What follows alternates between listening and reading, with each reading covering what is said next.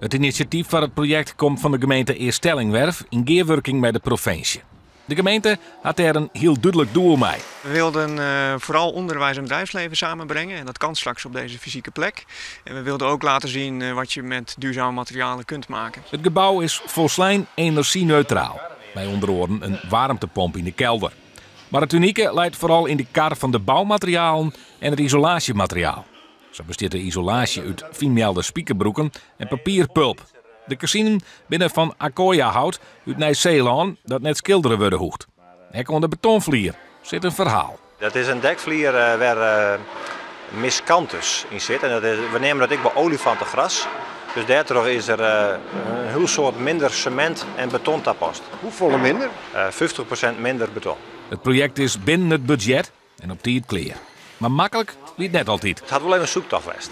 Want ja, we gaan ontwerp, we gaan constructieve eisen, we gaan bouwfysische eisen, we gaan financiële eisen, zeg maar even, een budget.